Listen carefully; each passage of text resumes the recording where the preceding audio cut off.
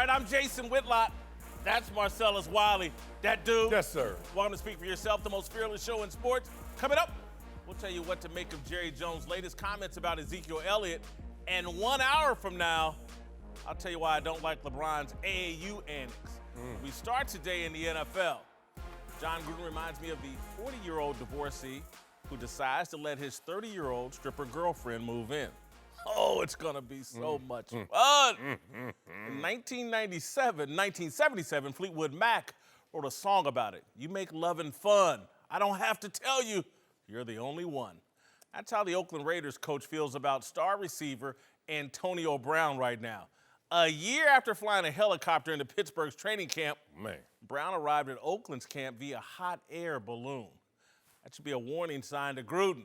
Brown is bringing his hot air circus to Raiders land. But Gruden was so miserable in his last marriage to the ESPN politically correct Monday Night Football gig that he now wants a relationship of danger. He wants to kick it with an uninhibited party girl with a perfect body. AB is a football Instagram model. Gruden is in love unconditionally. I expect a lot more drama from number 84, I really do. I told Antonio, try not to yell at Derek. Yell at me when you have a problem. Then he started yelling at me. I said, don't yell at me, yell at Olsen. He's the offensive coordinator. He's a fun guy to be around, man. I expected a little bit more than a hot air balloon. I thought he might jump out of an airplane and parachute here himself, but he's going to add a lot of life to this organization at a position where obviously we need some explosive plays. All right, I've never been married or divorced, but I've made a multitude of bad dating decisions. I've chosen wild over mild and suffered the consequences too many times. It always starts out great. You on the phone with your boys every other weekend. Dog, you won't believe what happened to me this weekend. We went to Rhino. Doesn't take long for shine to wear off. 2 or 3 months in, you just want to go to bed at a decent hour and make it to work without needing to devour a pot of coffee to start your workday. Jon Gruden is about to live this reality with AB, codename Angel Bambi. Gruden thinks he wants this drama. He thinks he can handle it. He's telling himself, hell, Mike Tomlin handled it for 9 years. I can do 1 or 2 standing on my head. Problem is, Angel Bambi got real money now. He's earned around $70 million and is scheduled to earn another $50 million over the next 3 years. No one can manage this version of AB. I understand Gruden's approach. He's choosing to embrace AB's drama. If Gruden pretends Brown isn't a distraction, it makes it more difficult for the media to push the distraction narrative. And perhaps if Gruden remains unbothered by AB's hey, look at me stunts, AB will be less likely to do them. But eventually, Angel Bambi is going to be a major distraction and an engine of dysfunction. He'll make loving fun for about half the season. Then the reality of losing will set in, and Gruden will desire a wholesome boy-next-door wide receiver. All right, joining the desk now is Fox Sports NFL analyst and another wide receiver. Who's been gone way too long. Greg Jennings, welcome back. My dog. Marcellus, I'll start with you. Mistake for Gruden to embrace AB's drama. Not a mistake at all. It's a smart play right here. If you talk about all this drama, whatever you want to define that as. Hot air balloon. Okay. You know what that hot air balloon, or let's go before the helicopter ride and all the other antics came with? Production, brother. I mean, real life production. So it wasn't just a guy who's out here making noise, but there was a signal in there that I'm going to actually set this thing on fire from hello, and I won't stop till I get off this grass. And his work ethic, second to none. His production, second to none. And last year, I think that was an anomaly in terms of his character and what he was facing. Let me be real. In that locker room, AB, before last year, was a guy's like, I qualify to be a tier 1. Ben Roethlisberger obviously qualifies to be a tier 1. And Ben, you start calling me out. Respect, brother. Just respect me in my game. You don't have to call me out. We could talk about this off mic, off radio shows, etc. But Ben went there. And then I think AB took the patient approach for a long time. Y'all gonna check this dude? Because if not, I gotta check him. And then that's where things went awry. All I'm saying is Jon Gruden is smart. Jon Gruden is not a punk. Ask Keyshawn Johnson about how Jon Gruden gets down with these receivers if they get out of line. Send him home. Said, we'll pay you. Bye-bye. So Jon Gruden knows he has that in his back pocket, but right now, let's smile. Let's win him over with some honey before we got to show him that vinegar. Yeah, I'm with you, Marcellus. I think this is a smart decision Jon Gruden is making. You embrace it because, number one, you went out to get it. So if you go get it, that means you know what you're in for. And maybe he doesn't know the totality of what he's in for, but you bring up some interesting points. And I want to touch on his relationship with Ben Roethlisberger and the Pittsburgh Steelers and how that kind of spiraled. At some point, you get tired of being the quiet one, of allowing things to just kind of go. AB was quiet. Yes. He was. Yes, when it comes to, when you feel like you're on the same level as now your quarterback and your production tells me that, look, my production over my drama any day of the week. You take it, you know what I am, you know what I provide this team, but yet no one's really holding you accountable for the things that you may have said, for the things that you aren't doing behind closed doors. That becomes an issue. And when you do get paid, and you feel like, okay, now I have some more leverage, I have some say, you're gonna start saying the things that other guys aren't saying because you wanna know how it goes in the locker room. The guy with the most money and the guy with the most pull, everybody in the locker room saying, man, you need to say something, Say man. something. Say something, man. Yep. You're the only one that can say something to Ben. You're the only one that can say something to Tomlin and he'll listen. So that's in his ear. So then he says something, and then it's all on him. Well, he's really being the voice that everybody else doesn't have, but they're living vicariously through his actions and what he's saying. And so I think with Jon Gruden, he's going to be great because he's the biggest antic. He's the biggest showman. It's all about him, and he's going to love the way he works. As long as that production, you hit it, the nail on the head, as long as that production still stays there, I'll take the drama. So just remember that part of the drama is like AB not showing up on a Saturday before a game, AB being late to everything. And so what Jon Gruden has done, and it's appropriate you're wearing a green jacket, is he's waved a green flag. AB, do AB. Go. Whatever you want to do, I'm going to justify it. I'm going to rationalize it. He's set loose, AB, to do whatever he wants, and the rest of those guys are going to follow.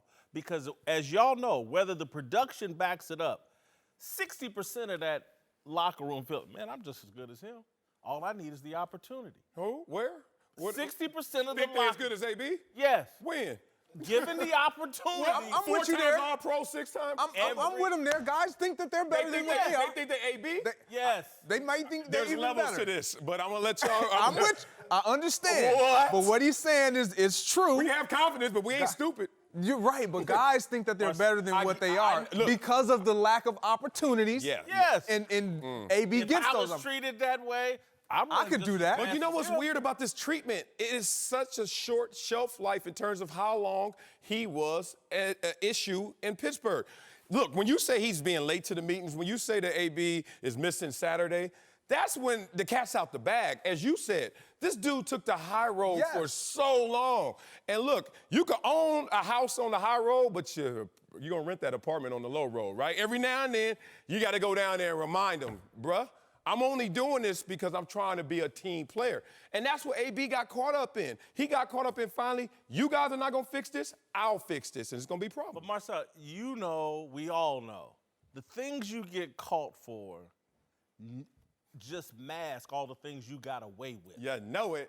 so again, they went public with what AB was doing after it was like, man, we've been eating a lot of doo-doo. Yeah, that's the bet on the quarterback. All that is look, we got to pick one, we're going to bet on the quarterback. You got to bet on your franchise quarterback over your wide receiver who you can paint in this way. But I'm saying AB was causing a lot of problems in Pittsburgh that we never heard about. It was tolerated. They were winning.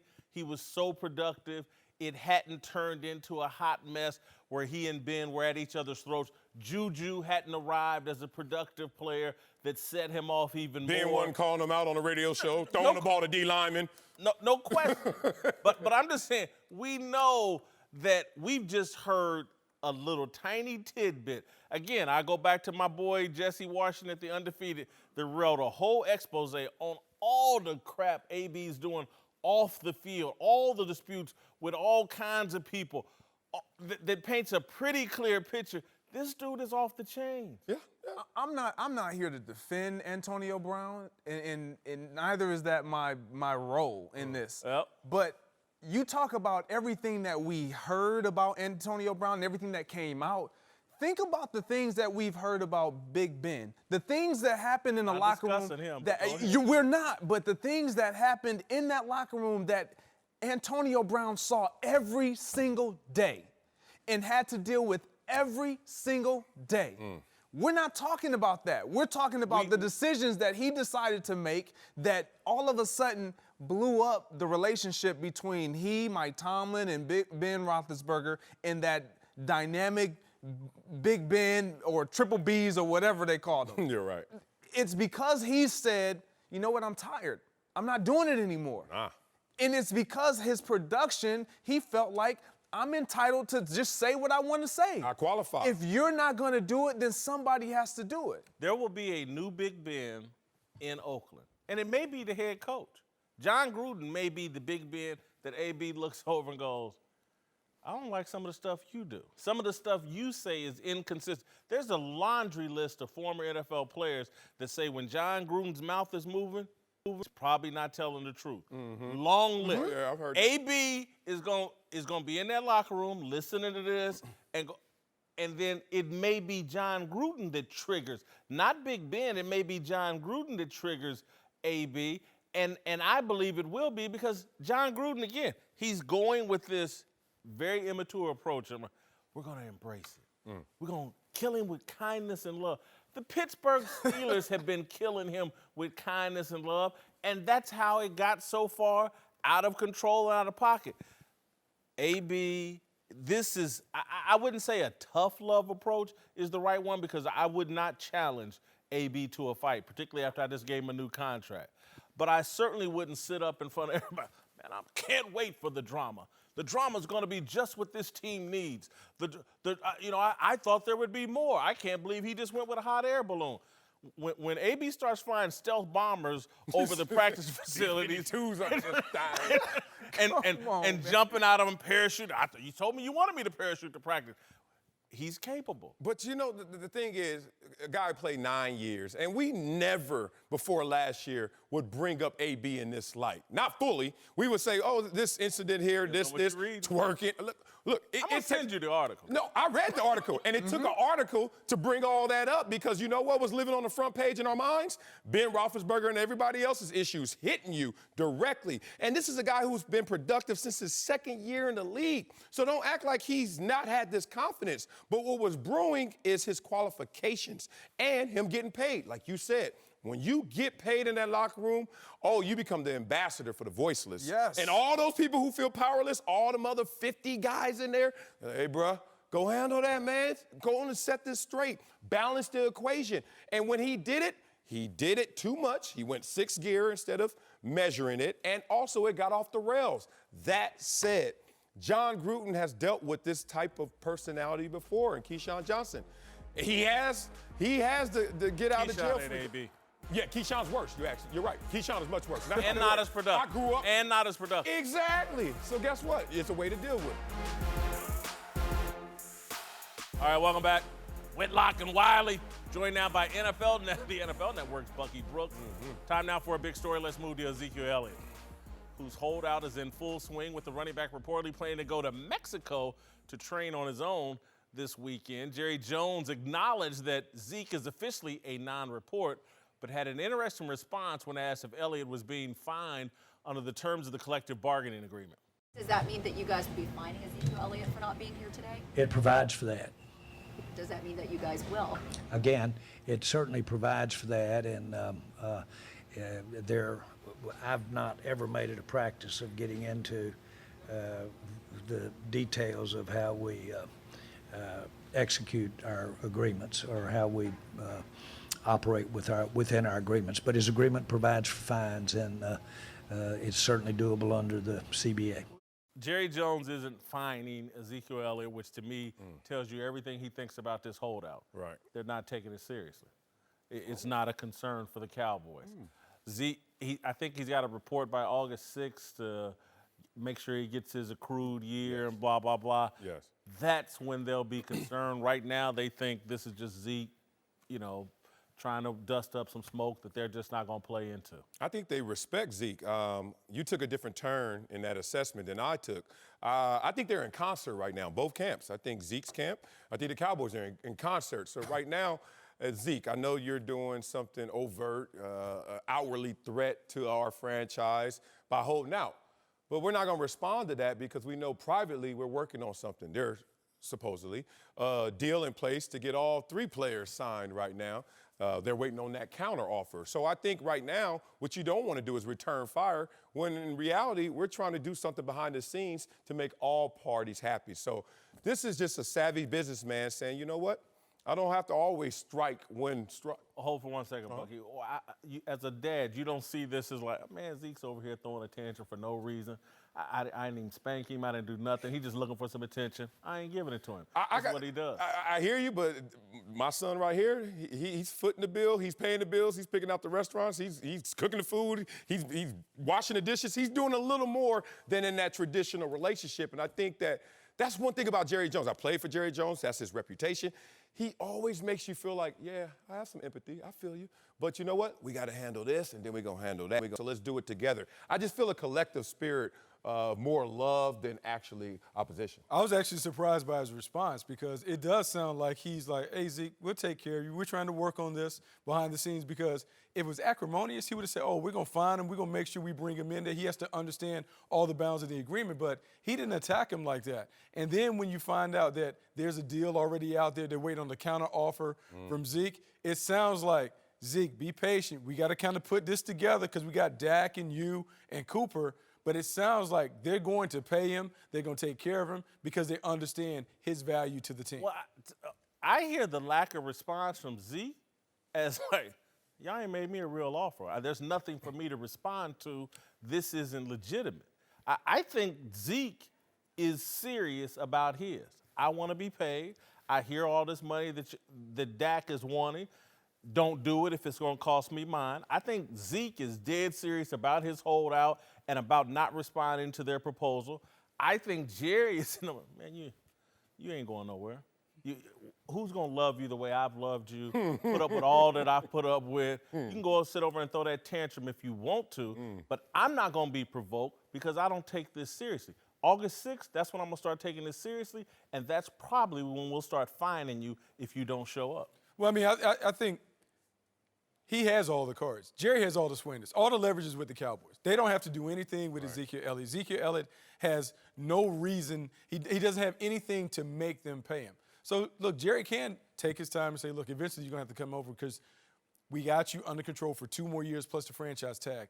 We will think and consider giving you a deal, but they don't have to do anything. I think they want to do it because they realize his importance to the team. They think this is a team that's ready to make a Super Bowl run, which I agree with. They need to make sure that they get the ducks in a row. They got to make sure they get Dak taken care of, then they can take care of Zeke, then they can get to Amari Cooper. Yeah, I mean, there's so many things that tells me Jerry took the right approach, and his approach is probably in alignment to what we're saying. One, the injuries over the weekend. A.J. Green, 6 weeks. So if you're Zeke, you're like, besides the fact that I want to get paid, do you really want your workhorse out there under these demands? And I'm not happy. Like, let's just make sure we do this. And I think that's turning into more of the climate for the superstar, especially the guy who's disgruntled.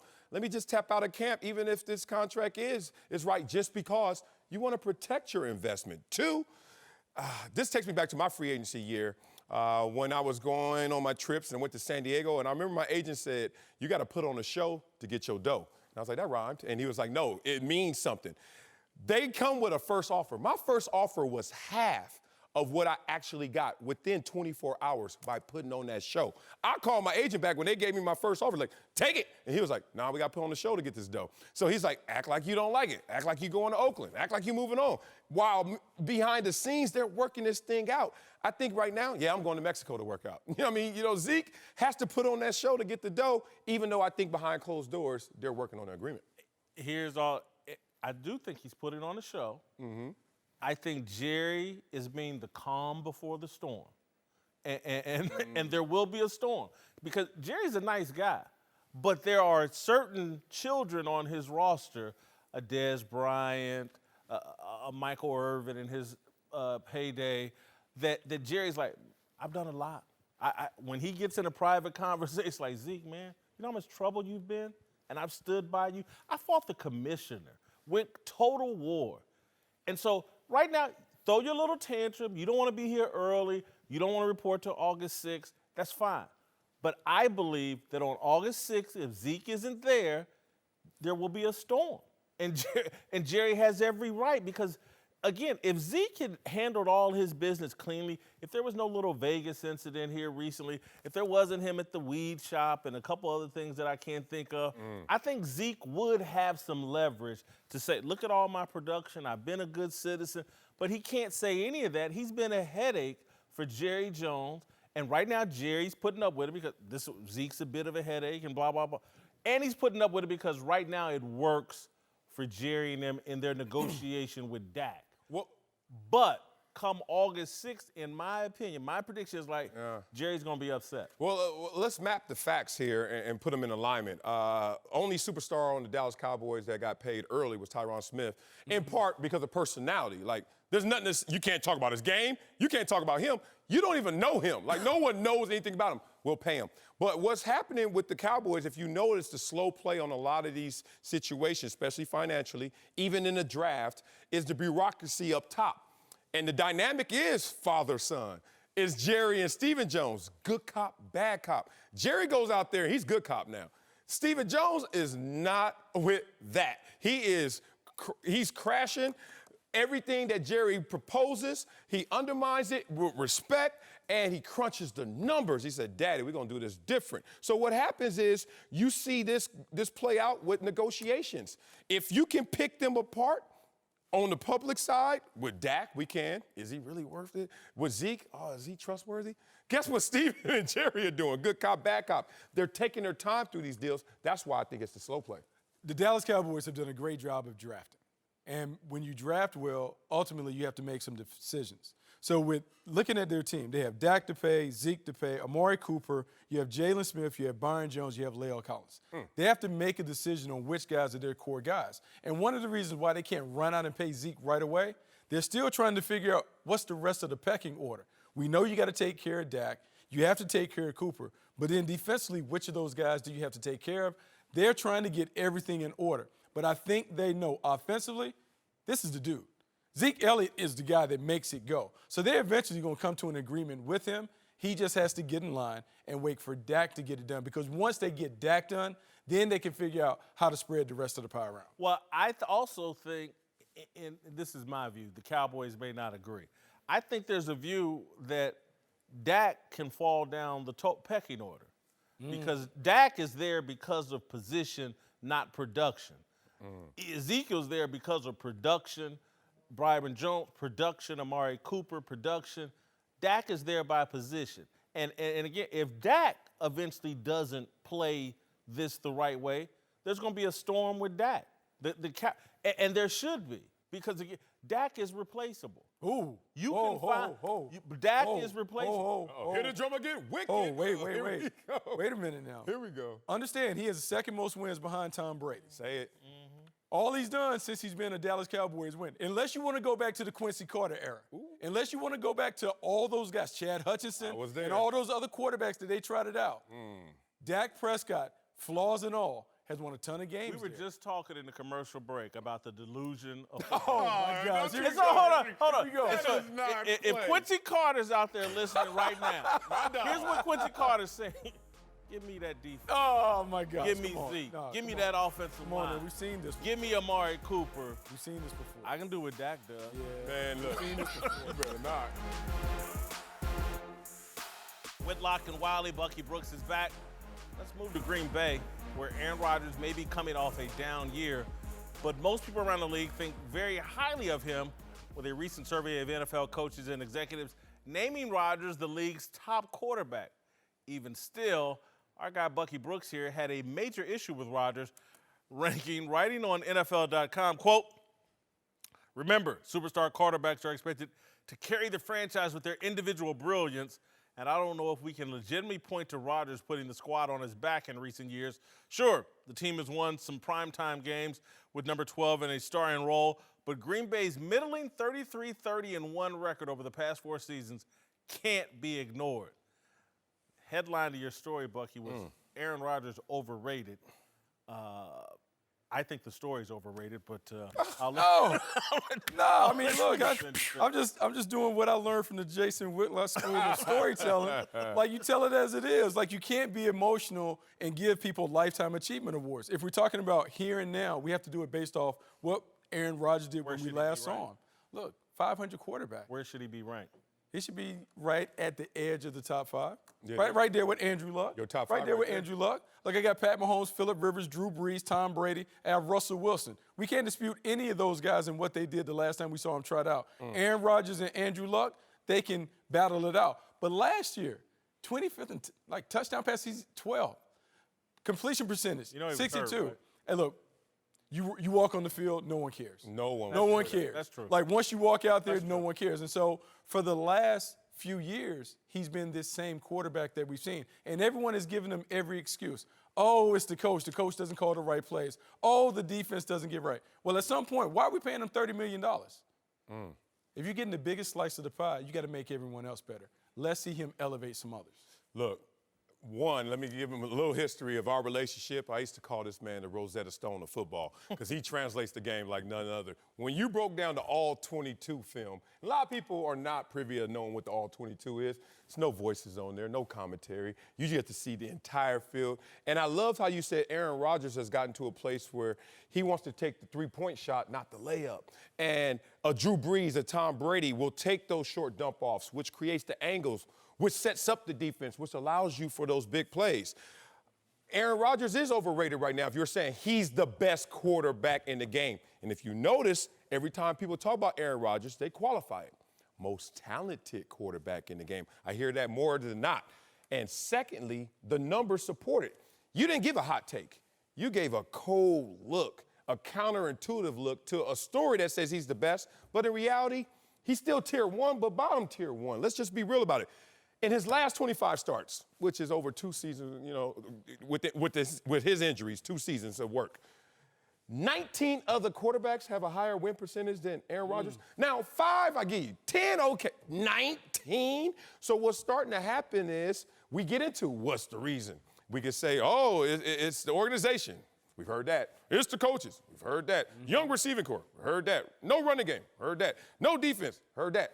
And then there are other players who, despite having those same issues, will be a franchise quarterback and elevate their team. Here's why I disagree with overrated. Because I think if there were a draft, NFL general managers drafted quarterbacks for this year only, Pat Mahomes would go number 1, Okay. and Aaron Rodgers would go number 2. Yeah. And so if all they've overrated him is by 1, that's not overrated. That's a disagreement. At 35, he would go 2? This year, At 35, he would go 2 this with his year- injury concerns.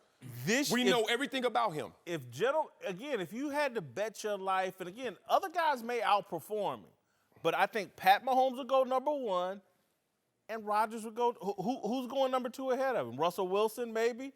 Who? But I'm saying the fact that we even have to kind of quantify that and talk about like, Aaron Rodgers, and you know he doesn't have this around him, he doesn't have that. We don't know what he's going to look like with this new coach. This new coach last year had Marcus Mariota. Marcus Mariota didn't light it up. So if Aaron Rodgers can't get it done with Mike McCarthy, what makes us think that with Matt LaFleur he's going to be better? What has Matt LaFleur done to elevate him? And so he now has all the things that he wanted. They got rid of Ted Thompson because they said they were too conservative in free agency. They got a new coach because Mike McCarthy's system was static. Okay, Aaron, it's all on you. So let's see him elevate the rest of the squad because that's the expectation. I see Tom Brady do it all the time. Yeah. We've seen Drew Brees do it. And so what I think NFL general managers, these guys they interviewed are talking about, is you evaluate a quarterback, it's like the Dow Jones. Is it a steady climb up? There may be some dips, blah, blah, blah. I think his stock's down a little bit, but this is a blue chip stock. He's still talented. He's 35 years old. His back's against the wall. They got a new coach. They're predicting he's going to be right there back on top with Pat Mahomes and whoever else is at the top of the QB Why would they list. predict that? Even in Bucky's article, he talks about how his completion percentage, 3 of the last 4 seasons. 4 seasons, we got 3 of them under 65%, under 100 passer rating. That trend is, this is not a roller coaster. This is trend down. Second lowest completion percentage of his starting career last year. And you add the injuries, and then you say, well, if you're a franchise quarterback, part of that definition is you rise above the fray, and you bring them with you. And I don't see that happen entirely in Green Bay. He's Russell Westbrook. He's Russell Westbrook. That's what he is. Holy cow. Very talented player. Very Holy talented player. cow. But he's not elevating the squad. You're not winning the championship with him right now. Right Russell now, Westbrook. you had to add the right What? name. He's won a championship. He's won- Westbrook hasn't. Russell Westbrook. How many times has Hey, look, hasn't he been MVP Russell Westbrook- twice? Yeah, 2 MVPs and a Super Bowl championship. Not going there, but I will say. But no. We're not. But it's not a It's lifetime now. achievement. We're talking about right now. Yeah, line of What's the difference demarcation. between him and Russell Westbrook? Super talented, collecting triple doubles out the wazoo, but are we winning? Because ultimately, you're judged by whether you win or not. He's Russell Westbrook. You've made a hell of a point, Bucky. I disagree with it. You've made a hell of a point. All right, welcome back to Speak for Yourself, the most fun you can have talking sports. Whitlock and Wiley. Greg Jennings is back with us. Time to get Hit that thing. antisocial. Real one. All right, What's going on, Darnell. Greg, man? I ain't seen you since 08. The old CBA. Yeah, it's been a minute. You've been sitting on that one. Yeah, he had that loaded. I love it, though. What's popping, Darnell? Yes, sir. We're going to start off in the NFL, where the Chargers are struggling to come to terms with running back Melvin Gordon, who still hasn't showed up to camp. During an interview with the LA Times, Phillip Rivers was asked how he felt about it, and he gave praise to Gordon and said they had a pretty dang good group of running backs. Well, Pro Football Talk posted an article with a provocative headline from Rivers saying, "We love Melvin Gordon, but running back is a deep position for us." Chief said to Tyrann Mathieu commented on the headline saying, "Damn." And then Gordon himself reacted to that saying, "Wow, right?" Well, PFT then posted a tweet to anyone saying their headline was misleading, saying, quote, "To anyone who thinks our tweet characterizing Phillip Rivers' comments about Melvin Gordon took Rivers' words out of context, Rivers' actual words were stronger than the characterization of them in our tweet." Guys, was Rivers' comment taken out of context? 1,000%. And it's unfortunate, and this is why people don't trust the media and don't trust people feel like fake news or just trolling. Here's what Rivers actually said. "It certainly is a deep position for us, and those guys all love to play and work hard. We love Melvin, but we're going to go with what we've got. It's a pretty dang good group." Out of context. Yeah, man, look, what they say about the media, the headlines are to get you riled up, but the body of the story is to get you smarter. Van Lathan always talks about that. I think Phillip Rivers is just simply trying to give the guys who were still at practice on this roster confidence, Austin Eckler and others. Hey, man, if we don't get Melvin Gordon back, which is it could be a real situation, let's ball. Like, we're good. And I understand where you get caught in between, next man up and trying to give that confidence, but also respecting your boy and his business decision. But I think that it was taken out of context. Phillip was just trying to get the boys right. Yeah, it was definitely taken out of context. The reality of it is every guy, whether injury, Mike Florio. absolutely. Keep Florio. spread again. Any guy, whether it be injury or in this instance just holding out, you want your teammates to say, "Man, we need you." But the reality of it is, if you flip yourself on the other side, you're not going to say that. We know that we need you, but also, like you said, we got to make sure these guys know that they're important too, and that we can win without them. Right. All right, let's move to the Lynx, where despite showing up just 45 minutes before his tee time, versus Koepka won for the 3rd time this season, beating Rory McIlroy at the WGC FedEx St. Jude Invitational. Kyle Porter of CBS Sports put out this tweet about Brooks saying, quote, "Brooks Koepka faced 551 golfers in the 4 majors this year. He beat or tied 546 of them, which is 99.1%. Pretty incredible." Then he added that Tiger beat or tied 99.3% in 2000. Guys, are you ready to start comparing Brooks to Tiger? Yes. Hell yes. I keep saying it. Right. Because I'm just for this small window of time, he's every bit as good as Tiger was in a small window. Can he sustain it like Tiger did? That's the question. Well, it's not only can he sustain it, which is consistent excellence, but also can you be captivating in that process. He would never be captivating like Tiger. And I'm a golf fan. That was the first sport I was ever introduced to. You got to carry the sport in story more so than just in strokes every single week. Tiger did that on the course, as we just saw by the win percentage, but also in just narrative and story. There's no way he measures up to that, so no. Yeah, I'm with you. I'm not ready to compare him with Tiger. What he's doing is special, but what Tiger has done has been historic and legendary. He's the reason why we're seeing these young men like Brooks Koepka, Dustin Johnson, and all these big long ball hitters take advantage of being just that, athletic, long ball. I love what he's doing, but he ain't Tiger. No. All right, time now for Darnell's question of the day. All right, take it away. All right, guys, so for the first time since being cleared by the NFL, Tyreek Hill spoke to the media after practice about this child abuse allegations. Take a listen. Punching my son in my chest, that would probably refer me teaching my son how to box, because we do got boxing gloves at our house, and our son, he's like Iron Man, so he loves Iron Man, Aquaman. He's like, Daddy, come on, all the time. So that's what it is, man. And sometimes things get thrown out of context, when feelings get involved and emotions, but I ain't gonna get into all that right now. So thank you guys. I love you. Cheetah back, man. Thank you for the support. Chiefs Kingdom, man, I love you. Like I said, I'm going as a person each and every day. You know what I'm saying? And for the reporters, man, hey, my story is crazy. It's gonna be somebody's testimony one day. I'm telling y'all. Hill's comments made a lot of noise online. I want to ask you guys, do you think he should just avoid speaking to the media? Yeah, go Marshawn Lynch. I'm just here so I won't get fined. This was not a good look. I'm surprised the Chiefs put him out there without some real strict guidelines, but he probably went off script and not a great look here. Okay, I got two things. One, you got to know when the gas man is out, as they say. When everything you say will be turned into fuel for a situation. You got to understand that that's where we are right now. It's going to add fuel to the fire.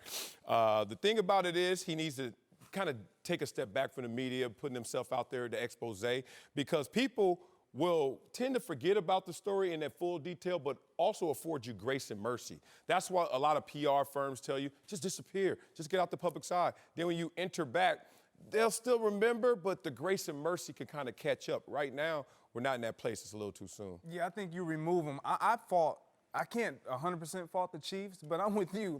You got to understand, what he is with the media. Self-awareness, you alluded to that last segment. You got to have some self-awareness. This is not his strong suit. Obviously, when you are going to answer questions, just own it. Then it changes the rebuttal of the reporter or the next question. Oh, he owned it. I wasn't expecting him to own it. Yeah. Just own it and move on. I would also just like to add, 3 years old is too young to have your child in boxing classes. That's my opinion. I'm not a parent or a doctor, but that's my opinion. All right, before we go further, I'd like to address the antics of the latest helicopter dad to land on sports earth. LeBron's old ball. I'm sorry, I meant LeVar James. Damn it, I meant to say LeBron Marinovich. Oh, never mind, you get my point. LeBron James isn't the first, nor will he be the last sports dad to make himself the focus of his child's burgeoning athletic career. As money is poured into professional sports, so have the Marv Marinoviches and the LeVar Balls. Super dads anxious to groom their sons' skills and bask in the glory of their success. This weekend, new footage emerged of LeBron performing his super dad routine at LeBron Jr.'s AAU game. LeBron joined his son in the pregame layup line, executing an assortment of dunks. Once play got underway, LeBron celebrated wildly on the sideline and on the court. This is all pretty much standard operating procedure for LeBron at his son's games. I'm sure someone has convinced LeBron that the subsequent viral videos are a good thing. In his mind, LeBron is making fatherhood cool and fun again. I disagree. LeBron is making a spectacle of himself, a circus of his son's early playing days, and using his son's game as yet another platform to build the LeBron social media brand. It's inappropriate. It points to how much fame has inevitably changed LeBron over the past decade. Fame is a drug more potent and dangerous than cocaine. LeBron is a fame and social media junkie. He moved to Los Angeles looking for a better high. In recent years, people have accused me of being a LeBron James hater.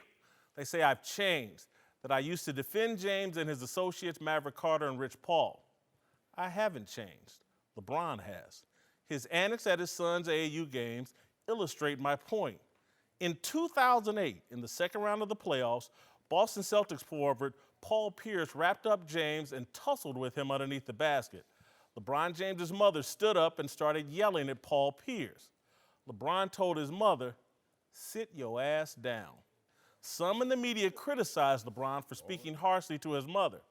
I defended LeBron. I applauded him for stopping his mother from making herself a spectacle during his games. Gloria James needed to control herself and conduct herself with a dignity that placed LeBron in the proper light. That's what parents, no matter how famous, should do. They should not allow their thirst for fame to distract from or exaggerate their child's performance. LeBron needs to follow the advice he gave his mom a decade ago. Sit your ass down. All right, Greg Jennings is back and joining the desk now. Fox Sports NBA analyst Matt Barnes. Oh, man. Marcellus, I'm going to start with you. Yes, sir. Does LeBron need to take a step back at his son's game? Okay, one step back, but not two. And I'm going to tell you why. I'm split on this one. Part of me, the way I parent, is I am going to be in the back. I'm going to let my son go out there internally motivated, self-motivated, whatever sport he wants to go in, as long as it's great effort, unleash yourself, brother. But the way that we did it is not the way we need to do it. And I've learned and I've seen how it's all changed in terms of this noise, creating this kind of hysteria, its benefits, how it materializes and monetizes for a young athlete. Case in point, Zion. Zion came out. He was behind R.J. Barrett in all the scouting evaluations when he went to college. He didn't lead that way. Now, he played well, and R.J. Barrett played well, but you know what helped? Zion not only leap him, leap him, but beyond leaping him, become a brand to get the highest sneaker deal in rookie history. You know what it was? The hype. So LeBron is smart. He's like, oh, I could just pour a little syrup, some of my hype, pour it onto my son, and watch what happens.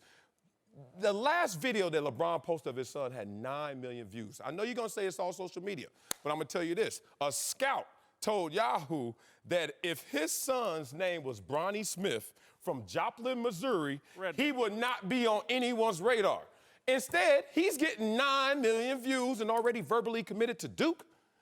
Look, as a dad, that's why I say take one step back. I wouldn't have done it, but you know what? I can see how it's making more noise, and it's going to turn into some money for this kid and opportunity. Yeah, I'm with you there. For me, I look at it two different ways. Number one, LeBron didn't have a dad to do this for him. So he may have a feeling of, you know what, I'm going to put everything, I'm going to expose my son to every opportunity I possibly can, whether it's strategy or whether it's just me loving to be a dad and supporting my son and being a fan, and this is how I show it. Yeah. I don't know that. Would I do what he's doing? No, but that's me. I'm not LeBron James. I don't have the fame. I don't have the status. I don't have all those things. But what I do have is a son, and I will support him to the ends of the earth. I will applaud him. I would try to put and promote as much as I possibly can for him and put him in the best position to be whoever he wants to be and more. LeBron James has that accessibility and has that influence. That's what he's using, his influence. Whitlock, I couldn't disagree with you more from a standpoint of I'm an AAU dad, I'm a coach now. We've played side by side, our kids have played side by side, and you have to understand the energy that kind of stuff brings to the gym and the excitement for the kids. That's what it's about. It's about seeing the smiles on these kids' faces. And who better to be around and doing dunks? If I could still dunk like that, I'd be doing dunks in our 10-year-old layup line too. But to have him on the sideline coaching kids when they come out of the games, helping them get better in their game, like who better to do it? And we talk so long about absentee fathers. Now we're complaining about he's too hands-on. But to me, what separates him from LeVar and the Marinoviches, he's not really out there talking, saying crazy stuff, doing crazy things. He's just out there having fun with the boys in the layup line. And then, like I said, sideline coaching them. So to me, I love it. I want to see more of it because, like I said before, I've been in those gyms and the energy around the games and the excitement around the games and how much the fans and kids appreciate it and make it all worth it. I think there's such a focus on making sure kids have fun, as if kids can't create their own fun. And the parents always have to be there making sure that they have fun. I had the most fun away from my parents. It's the things I didn't do. So, and I give LeBron credit and everybody, you guys credit, my friends that are parents credit for being involved in their kids' life. But there's levels to it like anything else. And again, I'm just giving the dude the same advice he gave his mother. And if it was good enough for her, it's good enough for him. There's a role to play. If they wanted to show LeBron coaching the kids and videos went viral of him coaching, interacting with kids, things like that's one thing. But this here is hey, look at me.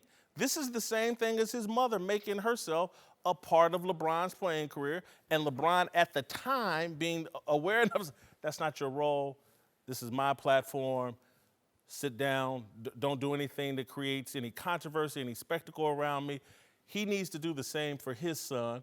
It's not calling him a bad dad. To mostly what it's called, I'm just telling you, this fame thing.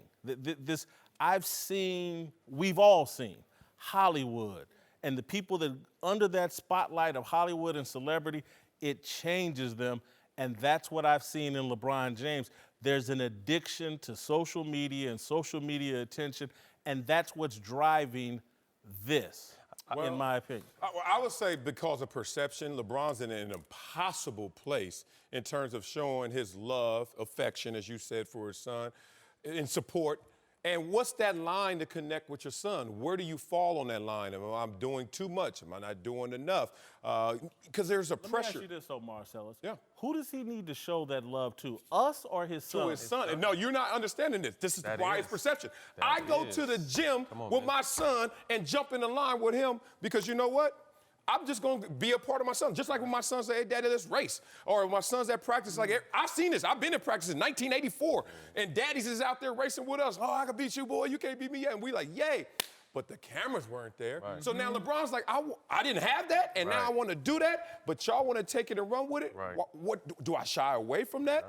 Or do I say, hey, that's the harsh reality? I think he would do the same thing, to your point, if the cameras weren't there. But the fact of the matter is, every time he steps out of his house, the cameras are going to be there. So why change your life just because people are filming? He's out there having fun with his kid. He didn't have that as a father.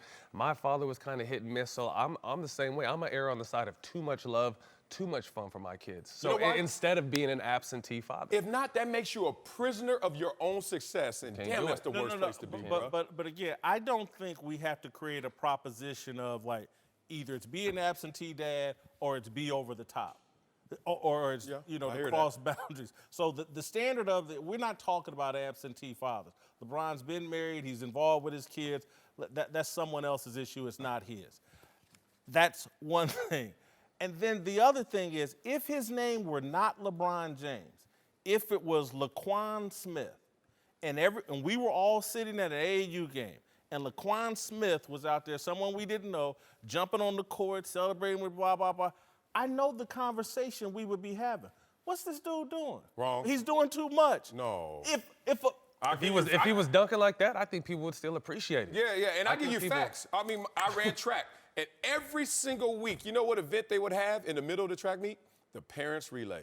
And all these parents would jump out there with the kids and pulling hamstrings in our uniforms, and we racing with them. And it was a thing. And you know what? It didn't turn sideways. Were you on the track at that time, or was that halftime if LeBron wants to do his dunk show? But that's before the game. It's still the same thing. It's not why the game's going on. He ain't jump in the game to get run. And we see him during the game on the court, losing his shoe, doing all this. Being a part of, you have to, I think you said before, you don't have any children? Yeah, no, I don't. So you have to understand, to me, and I think I speak for other fathers, when you finally have a child, you never understood what real love was until you had that child. So to understand what that connection and that, this is something that they will never get back. There's something they'll always remember and enjoy. Matt, I've played in Little League games. But until you have that, I'm saying until you have that child most connection. fathers aren't doing that. Look at the because pictures. They can't dunk, because they can't jump like that. Because they can't jump like that. No. Are they on the court celebrating losing a shoe? I'm not telling on myself, but I just got kicked out of coaching my kids in the championship game just yesterday. You were the coach. Or Saturday. Are the parents on the court doing that? Some parents go crazy. AU is crazy. And we know what people say. It doesn't matter. They doing too much. And people always gonna say something about you. There I am. See, I got kicked out the game, and I had to coach from the hallway. But AU was real out here, man. And like I said, I love the fact that as busy as he is, he finds time to go to Vegas and be there. Because like I said, I know the kids he's coaching and touching and influencing. who better to teach you and then influence you than LeBron There's a James? bunch of other fathers Okay. doing it. Oh, and I just want to be clear. Greg Popovich is the best coach, not LeBron. There's a bunch of other people Well, that Greg coach. Popovich is not going to be in A Las bunch of other Vegas taking coaches- time to talk I to little get it. kids like LeBron is. Just because he's the best player doesn't make him the Definitely best can't dunk. coach. Is my But I would point. rather get listen to him than any other coach that's there. Put it that way. That's real. You know, when you go into these Come on now. classrooms with these kids, hey, I'm sitting here with a lawyer. Oh, Yeah. okay, cool. I'm sitting there with a teacher. Oh, that's cute. But just as a Doctor. parent- And then the athlete shows up, woof. You can contest to as a parent too. I mean, we could tell our kids till they're blue in the face, but let Steph say it, let Yes. LeBron say it, let Right. let Travis Scott say it, and it's oh man, you know what I mean? So it's the same thing. And with that's the problem. It's and you just entertaining. pointed to the problem. It's part of life, though. No, it's part of life. It's You a got to big meet people part of where the they are. problem. Whitlock. part of life. You got to meet people where It's they are. an entertainment I hear business. you. You think that even the opposing team, they're expecting LeBron James. They're They wanna see playing it. Bronny James. They wanna see I it. want to see LeBron. I want him to be there in the layup line too. I want him to be at our games. I want him to be excited. on, man. You want to know why? Because they want to embarrass his son. They want him to be excited. There's a lot about of something. pressure on Bronny James to keep Exactly. it real. And we've always wanted LeBron to be in the dunk contest. This is going to be the closest thing we get to seeing him in the dunk contest, too. Video. Again, you guys are the experts, your parents. But everything a kid wants isn't everything a kid should have. And so I You're get right. kids want. I wanted a double cheeseburger every freaking day. Every day. And it was a mistake. It was a mistake. He said, what I'm saying. You won, Rick. It was happy with your wins. Right. Can't get what he wants. Oh, you know how happy I was? You know, oh God. You can't. You see how happy I was? When? Just because kids can find their own fun. This is not- These little micromanaging parents that got to be up in the middle That of is everything wrong. and can't play. This is not 24 hours of LeBron and Bronny Smith. I get Bronny it. Jr. You're not gonna This paint ain't him it. like Puffy all in the video. Yeah. No, he's just Did you- out that's here what having this fun. No, is. it's Did you not. not go It's to different. AAU? This is not even school. This is not even Sierra Canyon. This is not his bread and butter. This is AAU. summertime This fun. is fun. You ever go to summer camps? I went to one, and Gaston Green was there. Lord, I'm running Lost routes it, with Gaston Green, and he was. I mean, come on, And then man. you also got to think It's too, LeBron. like I'm built it's different, watching bro. some of these games, like when someone has a killer dunk, everyone will run on the court. It's like it's back to those like Rucker Park. Like summertime is fun, and if there's any time for him to be in the layup line dunking, it's now, and I love it. I'm all for it. I'm built different. I hear you. Yeah, you are. Jimmy Whitlock. Physically and mentally. I'm built. Big sexy. Whitlock and Wiley, Matt Barnes is back. Let's move to Houston, where Russell Westbrook will be looking for a fresh start with the Rockets. There are still a lot of questions about how Russ's ball-dominant style will mesh with that of James Harden, who may be the only guy in the NBA who dominates the ball more than Westbrook. Russ, for his part, sounds optimistic that they'll figure it out. We both understand that we have one common goal, and that's to win a championship. So we understand what we have to do. I'm not worried about it. I know James is not worried about it. I can play off the ball. I don't have to touch the ball to impact the game, and that's the best way for me to be able to come back and impact this team is I can do other things on the floor to be able to make sure we have a better chance of winning. All right, the question here is, do we really believe Westbrook can play off the ball with Harden? I certainly think he has the right attitude and mindset. I think it's what he's needed to do even when he was in OKC. Do I think he can do it for 82 games in the playoffs? No. I think he's going to try. I think he can. Like you said, mindset. He has the runway this summer to go into it with that mindset of like, oh, this is the first time I'm not going to be asked to be the primary ball handler. So, okay, let me work on this skill set, the catch and shoot, et cetera, things that he knows that he's going to be asked to do a lot more. This whole thing kind of still centers around selfishness, or sooner or later he gets off the rails. I never deemed him fully selfish. You know what I deemed him? He's just so intense that you ever been in an argument with somebody and you're right, they think they're right, but they just last second. Yeah. And they just don't stop, and then finally you tap out and they think, yeah, I was right. But in reality, they're like, I'm just tired, boss, of going back and forth. That's why we went to commercial break. Yes. So my thing is, Russ has kind of maybe outlasted a lot of people's personality and efforts, but in this situation, he knows where to direct it. I think he's going to be fine. I think although on paper and watching both these guys play in their respective teams, people would think this is going to be a train wreck, but I think last time I was on here, the one thing I said is when you're friends with somebody, it's different than being teammates. And from everything I understand, these guys are really friends. Russ has realized that his way has worked to an extent as far as he's one of the most explosive players we've ever seen, numbers that'll stick around forever, but he's never got over that hump. James, on the same path. Amazing numbers, but they haven't got over that hump. Now, with all that said, like, winning cures everything. So if Russ says he's going to be off the ball and they win and they go really far, that may be a new Russ. But it'll be interesting to see if they hit a losing streak or he's not getting the touches he thought he was going to get.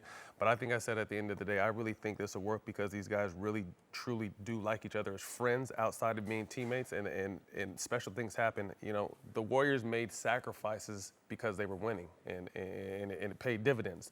So I think a lot of predicated upon winning, but like I said, I think if the fact that these guys are truly friends, that they're going to really sacrifice for each other. And on paper, I mean, those two talents alone are a hell of a duo. Why it could work is because Russ has his contract, and so he doesn't need numbers. He's been backed into a corner where, for his reputation, he needs to win more than he needs to score or do anything or be the star of the team.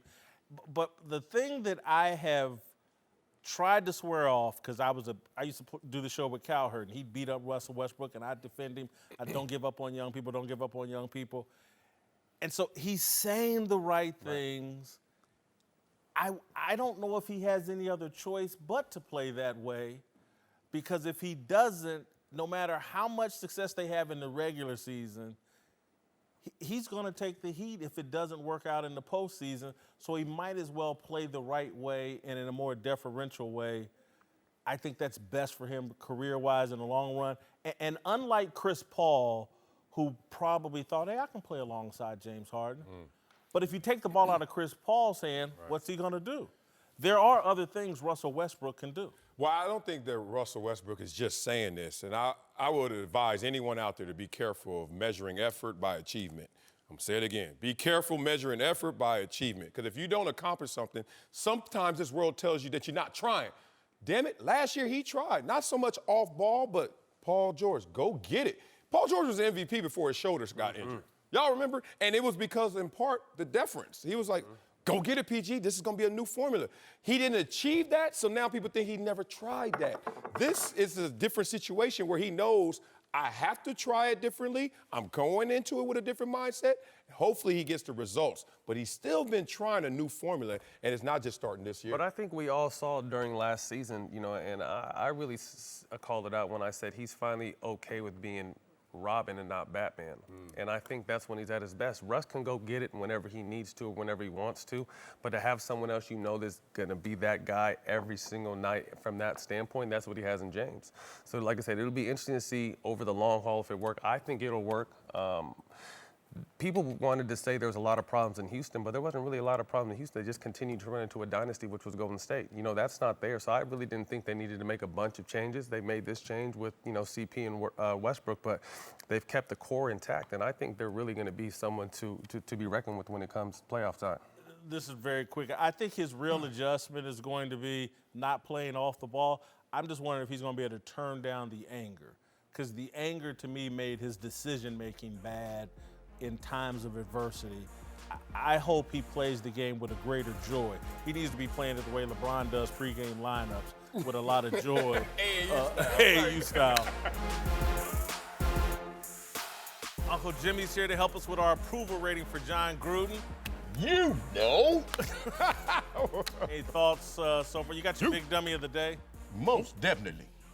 What did Marcel Let me get this right. Let me get this right. Every day, you. During your Whitlock, you said Jon Gruden reminds you of the 40-year-old man who decides to let his 30-year-old girlfriend, stripper girlfriend, move in. Yeah. And the problem was what? I knew it. The problem was what? He didn't say my 30-year-old wife. He said it was my girlfriend. All right. You would have been happy with one of them at 30. Here's a highlight He had to think about from our it again. discussion earlier about Jon Gruden. On second look. Some guys have all the luck. Yeah, he's tripping. I understand Gruden's approach. He's choosing to embrace AB's drama. If Gruden pretends Brown isn't a distraction, it makes it more difficult for the media to push the distraction narrative. You know what that hot air balloon, or let's go before the helicopter ride and all the other antics came with? Production, brother. I mean, real life production. All right, Uncle Jimmy. Jon Gruden and the way he's handling Antonio Brown, you love it or hate it? If Jon Gruden wins the Super Bowl, how much money does he win? I don't know. He's got a $100 million contract. If Jon Gruden loses the Super Bowl, how much money he gonna win? Still got 100 in the bank. Yeah, you got $100 million. So what the hell we talking about here? Here's his level. You get $100 million if you win. You get $100 million if you lose. What the hell we talking about? Now, hold on. Now, let me ask you this. Work with me a little bit, Marcellus. I can't talk to him. More than money, but Just imagine if Fox gave my nephew $100 million guaranteed. Oh, man. How he would act. Now, he think America don't like him right now. Yeah. If he wouldn't hurry up and become the most hated man in America, and he wouldn't give a damn. Uh-huh. That's what Jon Gruden. And that's what Jon Gruden doing right now. But I know what y'all doing. Y'all sitting up here saying Jon Gruden is crazy, and Antonio Brown's crazy. Yes. And everybody say it ain't gonna work, cause crazy plus crazy can't do nothing but breed crazy. Yes. Sometimes crazy and crazy work. Yeah. Look at Kanye West and Kim Kardashian. Now remember when they hooked up, everybody said that wasn't gonna work. Look at them now. 5 years later, 3 beautiful little kids, north, south, east, and they all married. They all got the same daddy. They last name West. Yeah. Okay, so hear me. Look, Jon Gruden just like Kanye. Jon Gruden is Kanye West. He Kanye. What's one of his #1 songs? The Good Life. That's what Jon Gruden doing right now. Look here, I ain't saying he a gold digger, but his bank account seemed to keep getting bigger.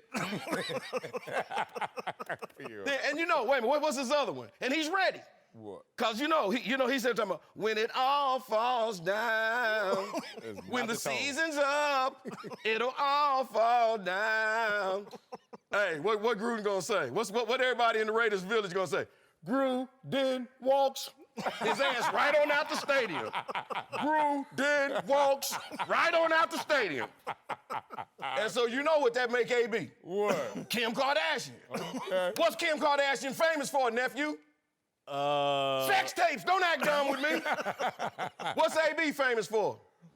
The locker room tapes. In the shower. The pre-locker room tapes from Mike Tomlin. Okay, yeah. Who else know what was on them tapes, man? What else are the Kardashians famous for? They own reality show. Okay. Hey, where's the Raiders at this year? Oh, Hard Knocks. On Hard Knocks. That's it. I can't make this up, Marcellus. You ain't making it up. Look at AB. He was in Pittsburgh. Fought with everybody. Just like Kim Kardashian. Big Ben Roethlisberger's Khloe Kardashian.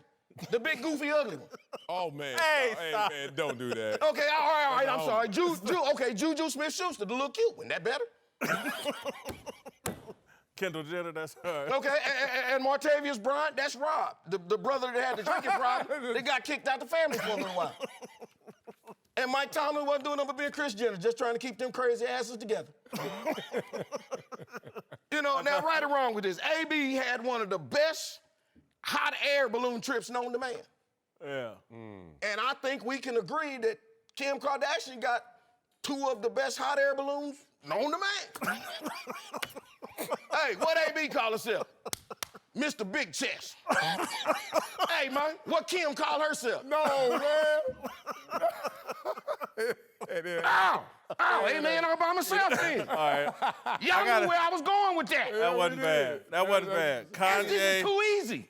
That wasn't Too bad. easy. That wasn't bad. All right, here's my ain't gonna approval charge rating y'all for that one. for Jon Gruden. We got to be quick here because I want to give the readers or the Make viewers payroll then. 43 scout team. I drop him 3 points in authenticity because he's lying about embracing AB's drama. Now I moved him up in character and authenticity. He's no punk, but he's also embracing it, showing it a little love. You know what I mean? It's your star receiver. So, look, we asked our viewers to hop on Twitter, and Marcellus, they agree with me. They do. He should be a scout team. Jon Gruden should be at scout team level. That's the first time they've done this. They don't You've got him understand the rules. overrated. You've got him They don't overrated. understand the context of the rules. $100 All right, that's it for us. You're right. We'll be back tomorrow. Rest my case.